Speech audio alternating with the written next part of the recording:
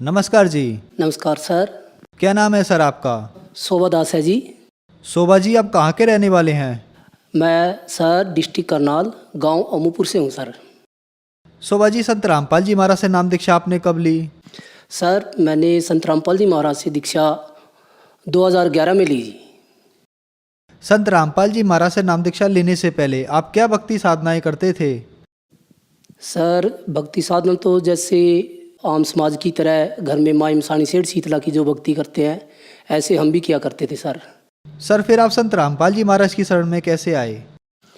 Sir संत रामपाल जी महाराज की शरण में आने से पहले मैं गांव गुमथला गढ़ुआ पेवे के पास वहाँ मैं कटिंग का काम करता था। नाई की दुकान थी मेरी, तो वहाँ काम करता था। तो मेरे पास कटिंग के लिए समाज से लोग आया करते थे और वहाँ संत रामपाल जी महाराज के शिष्य आया करते थे।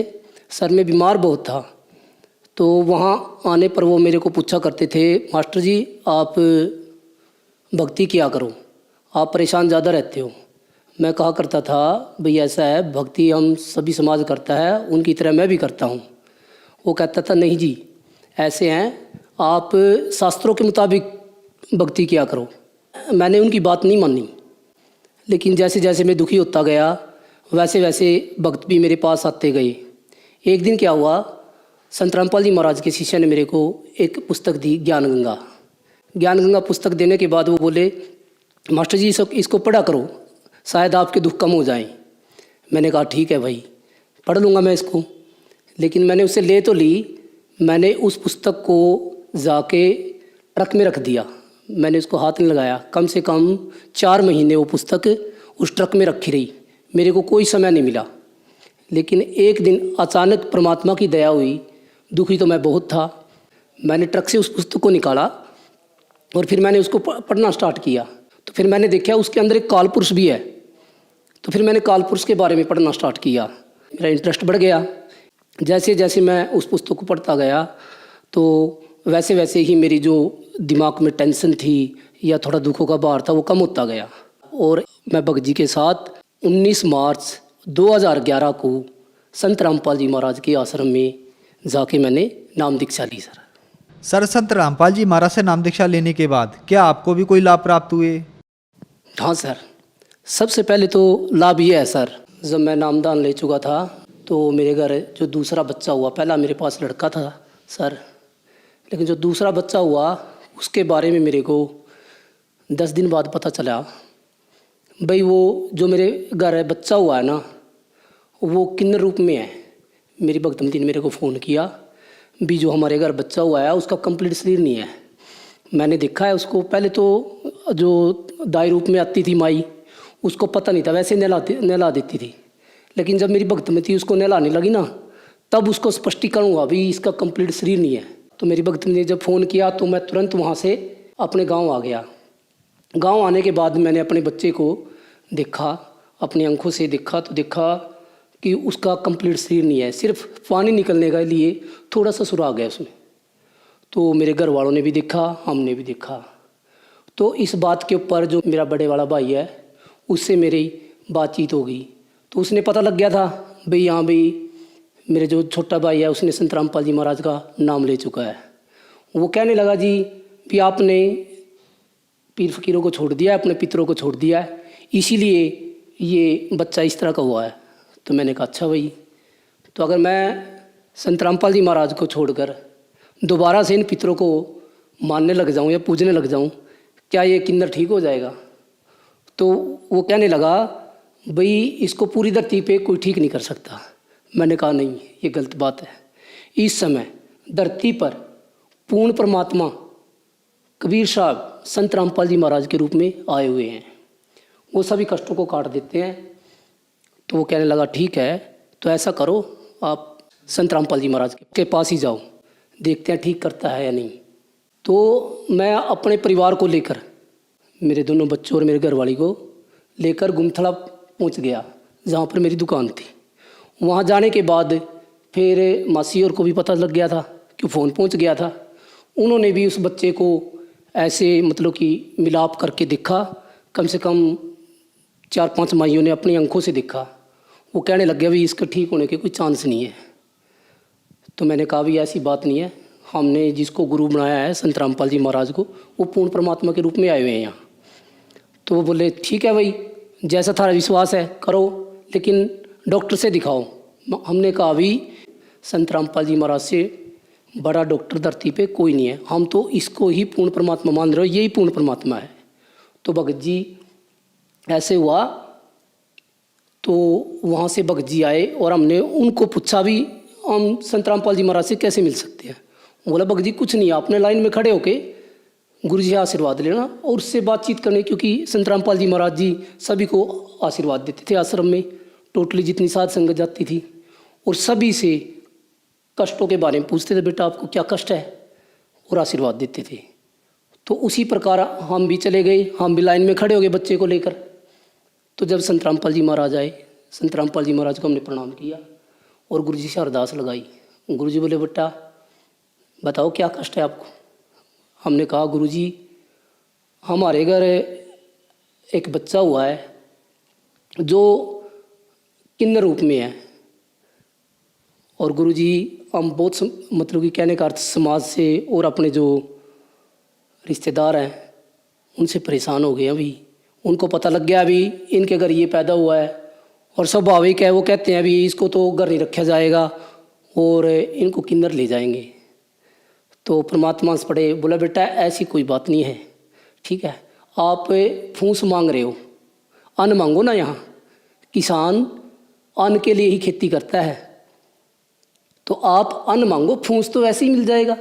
तो बोला बेटा आपको दूसरा मंत्र मिलेगा 4 महीने बाद, फिर देखना जो ये कर्मों की मार है ना, इसको परमात्मा जलाकर राख कर देंगे। तो हमने कहा ठीक है गुरुजी। हमने गुरुजी से आशीर्वाद लिया और हम दोनों जी वापस अपने गांव चले गए। तो हमारा उस दिन से इतनी खुमारी लग गई, तो हम दिन रात ही प्रथम मंत्र का जाप करने लग गए, काम कम जाप ज़्यादा। तो जैसे ही 4 महीने बाद हमारे को सतनाम मिला। सतनाम मिलते ही हमने रट्टा लगा दिया सतनाम का, क्योंकि हमारे आगे तो हमने ये दुखों का पहाड़ दिख रहा था, भाई बहुत बड़ा पहाड़ है ये तो, और परमात्मा ने कह रखे ठीक होगा। तो सर जब हमारे को 4 दिन हो गए ना सतनाम का जाप करते हुए, 5वां दिन आया, सर्दी के दिन थे, मेरी भगतमती उस बच्चे को गर्म पानी के साथ बाहर धूप में नला रही थी और मैं भी बैठा था चारपाई पे। तो उसने कहा देखो देखो जी, देखिए ये कंप्लीट शरीर हो गया, सतगुरुदेव ने हमारे ने कंप्लीट शरीर कर दिया। तो देखो जी मैं दौड़ा दौड़ा गया और जाके मैंने शरीर को भी देखा कंप्लीट ही शरीर हुआ था। संत रामपाल जी महाराज ने उस टाइम जो अपने वचन थे वो पूरे कंप्लीट कर दिए थे जी, और उस बच्चे को गुड़िया बना दिया। और आज वो गुड़िया मेरे पास है जी, 7 साल की हो रही है जी। अगर आज को किसी को यकीन नहीं है आके मेरे घर आके देख सकते हैं। गांव का नाम है मेरा अमूपुर, डिस्ट्रिक्ट करनाल। मेरे गांव में देखो जो मेरे घर वाले हैं उनको पता है और हमको पता है, मेरी रिश्तेदारी को पता है, किसी से भी पता कर सकते हैं। लेकिन जो परमात्मा का रास्ता है ना, इसमें समाज कभी साथ नहीं देता। चमत्कार देखने के बाद भी उसको भूल भुलैया कर देता है। लेकिन जिसके ऊपर हो रहे हैं, अब जैसे मेरे पर संत रामपाल जी महाराज के रूप में जो मेरे पर चमत्कार किया है, दास को जेल सेवा भी मिली है। जेल सेवा के अंदर जाके भी मैंने जो अंदर कैदी थे हमारे से यही बातचीत करते थे, आप इस संत के पीछे लगे हुए हैं, इसने आपको क्या दिया, आज आपको जेल दे दी है। तो वहाँ भी हम यही कहा करते थे, भाई जो मेरे घर बच्चा है वो एक किन्नर रूप में था और आज वो गुड़िया है कंप्लीट। अगर मैंने उसके बदले 4 साढ़े 4 महीने या साल भी या 2 साल भी लगाने पड़ गए तो क्या बात है, जो वो बच्चा ना उम्र भर हमारे से अलग भी हो जाता और ना जाने कहाँ कहाँ धक्के खाता। लेकिन इस कंप्लीट गॉड ने, संत रामपाल जी महाराज ने उस बच्चे को आज कंप्लीट शरीर देके उसको और नामदान देके मोक्ष का रास्ता हमारे पूरे ही परिवार को दे दिया है।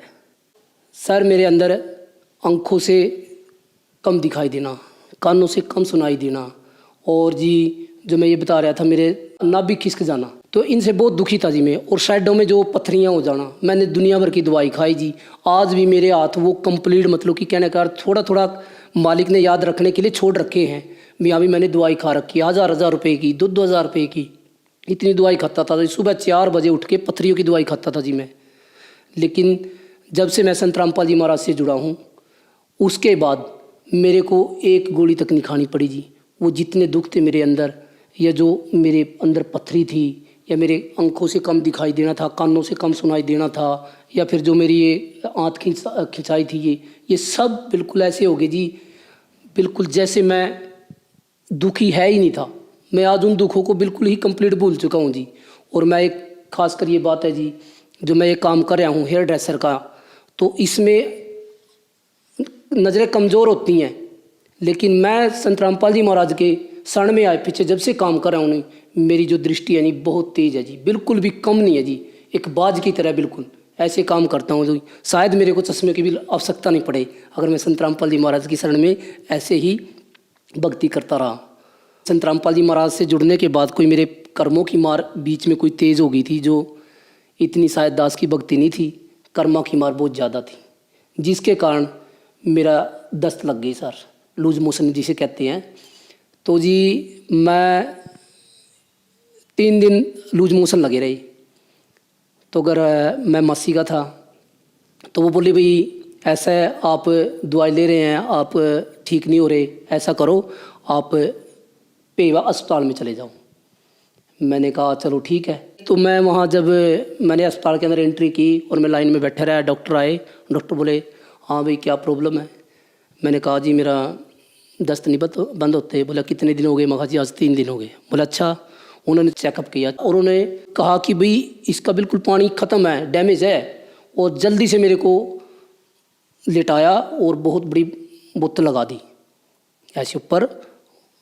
और जी मैं पड़ा रहा, तो पड़ा रहा, कम से कम 3 घंटे का ट्रीटमेंट था।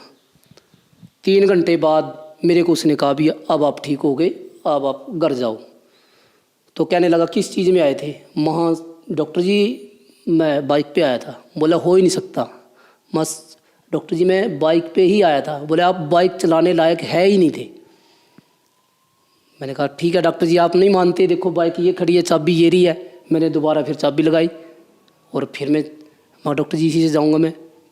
बोला ठीक है भाई। लेकिन मेरे लूज मोशन तब भी ठीक नहीं हुए। तो उसके बाद गांव गुमथड़ा से फिर मेरे को ग्लूकोज की बोतल लगाई गई, डॉक्टर दूसरा बुलाया गया। नहीं, मेरे को कम से कम 4 दिन हो गए दस्त लगते हुए। फिर मैंने मेरे बड़े भाई को ही फ़ोन किया, वो भी गांव में डॉक्टर है, उससे जो मेरे से छोटा है वो भी गांव में डॉक्टर है। तो मैं वहाँ गया। वहाँ जाने के बाद मेरे भाई ने मेरे को ग्लूकोज लगा दी। 1 लगाई, 2 लगाई, 3 लगाई, 4 लगाई, तो मेरे दस्त या लूज मोशन बिल्कुल ठीक नहीं हुए। तो उसके बाद मेरे छोटे भाई को जब पता चला, वो भी डॉक्टर था, तो वो भी ग्लूकोज की बोतल ले आया काफ़ी, उसने भी मेरे को लगाई। कम से कम मेरे को 7 दिन हो गए लूज मोशन को। और मैं ऐसे हाथ में ऐसे पकड़े, ऐसे लैटरिन में जाता है, ऐसे रखता। कहने का अर्थ ये था कि मेरा कम से कम 1000 से ऊपर लूज मोशन लग गए। लेकिन मैं संत रामपाल जी महाराज की शरण में था, मेरा शरीर टस से मस नहीं हुआ, ऐसे के ऐसा बिल्कुल। 1000 दस्त लगने के बाद तो आदमी को होश नहीं रहता, 1 दस्त लग जाए तो चक्कर आके गिर जाता है। तो जी क्या हुआ, मेरी बहनें हैं, उनको पता लग गया भी मेरा जो हमारा छोटा भाई है वो लास्ट स्टेज में है, उसको मिल के आए। वो देखो जी उनके पास गड्डी थी एक सम्मो, वो गड्डी में बैठ के आ गए। आते ही उन्होंने क्या देखा भी, बोले भाई हम आपको ना अस्पताल में एडमिट कराएंगे अच्छे से में, और आपको ठीक कराएंगे। मैंने कहा भी ठीक है, अस्पताल में तो जा आया, यहाँ भी जोर लगा लिए, आप ऐसा करो मेरे को आश्रम में ले जाओ। वो बोले ठीक है हम भी देख लेंगे आपको आश्रम का। ठीक है, मैं गड्डी में इनके साथ चला गया। और जाने के बाद मैंने जैसे ही, उस दिन सत्संग तो है नहीं था, सतगुरुदेव जी दर्शन दे रहे थे, 2 बजे का टाइम था। और वहाँ जाने के बाद मैं दर्शनों के लिए चला गया। अंदर जाते ही गुरुजी से प्रार्थना गाई। गुरुजी बोले बेटा क्या है। मैंने कहा गुरुजी 8 दिन हो गए दास को, दस्त लग रहे हैं, बंद नहीं होते। गुरुजी हंस पड़े, बोला बेटा बस ये तो कोई खास बड़ी बात नहीं है। गुरुजी ने ऐसे ही हाथ रखा है, ऐसे हाथ रखते ही एकदम जैसे कुछ अंदर से कुछ टूटा हुआ था, सारा सब एकदम से जुड़ गया। एकदम पलक झपकते ही गली एकदम से ठीक हो गया जी। मैं गुरुजी को दंडवत प्रणाम किया और प्रणाम करने के बाद बाहर आया। सर, संत रामपाल जी महाराज से नाम दीक्षा लेने के बाद आपको बहुत सारे लाभ प्राप्त हुए। आपके साथ एक बहुत बड़ा अद्भुत चमत्कार हुआ। आपके यहाँ जो बच्चा हुआ था वह किन्नर पैदा हुआ था, लेकिन संत रामपाल जी महाराज से प्रार्थना लगाने के बाद वह बच्चा ठीक हो गया। यह बहुत बड़ा अद्भुत चमत्कार है। तो जो लोग आज आपको देख रहे हैं, खास करके वो लोग जो इस बीमारी से ग्रस्त हैं, उनके लिए आप क्या संदेश देना चाहेंगे? ये तो कहने की भी आवश्यकता नहीं है, जो कह दिया जी। कहने का अर्थ ये है जी मेरा कि वो संत रामपाल जी महाराज का सत्संग सुने। जो मेन टारगेट है संत रामपाल जी महाराज का यहाँ आने का और ज्ञान बताने का, तो ये बीमारी तो बताने की आवश्यकता नहीं जी यहाँ। तो ज्ञान सुन के जब वो नामदान लेंगे, नामदान लेने के बाद परमात्मा कहते हैं जो ये दास मंत्र देता है, जो जाप देता है, चाहे जन्म मरण की जो बीमारी बताई है मेन, वो ठीक हो जाएगी। ये तो बीमारी कुछ भी नहीं है जी, ये तो पल भर में ही ऐसे बगैर बताए ठीक हो जाएंगी जी यहाँ। जैसे मेरे घर जो मेरा बच्चा था पल भर में ही ठीक हो गया, ये जाप से ही हुआ। जो संत रामपाल जी महाराज ने कहा था, बोला बेटा आपको मैं 2 अक्षर का सतनाम दूंगा और उससे आप देखना ये पाप कर्म कट जाएगा और ठीक हो जाएंगे। बिल्कुल 100% वही बात हुई जी। हमने 4 ही दिन तो जाप किया था जी सतनाम का, और 4 दिन के बाद जब 5वां दिन पड़ा तो वो कंप्लीट शरीर हो गया। तो जब मेरा बच्चा ठीक हो लग रहा तो वो भी तो बच्चे उसी पूर्ण परमात्मा के हैं, उनको भी तो वही मंत्र मिलेगा, तो बिल्कुल ठीक होएंगे जी। ये तो पूर्ण परमात्मा आए हुए हैं, सभी को बराबर मंत्र देते हैं, सभी को बराबर आशीर्वाद देते हैं। उनकी शरण में ना कोई छोटा है ना कोई बड़ा है, उनकी शरण में सब समान है जी। सर, संत रामपाल जी महाराज से नाम दीक्षा कैसे ली जा सकती है? सर, संत रामपाल जी महाराज से नाम दीक्षा लेने के लिए जैसे साधना टीवी पे सत्संग चलता है शाम को, तो उस पर एक पट्टी आती है जी। पट्टी पे फ़ोन नंबर लिखे होते हैं जी, जो उनसे कांटेक्ट करें, और जब कांटेक्ट करेंगे तो आपको नाम दीक्षा का जगह अपने आप बता देंगे जी, कहाँ से आपको नाम दीक्षा मिलेगी। धन्यवाद सर। सत साई।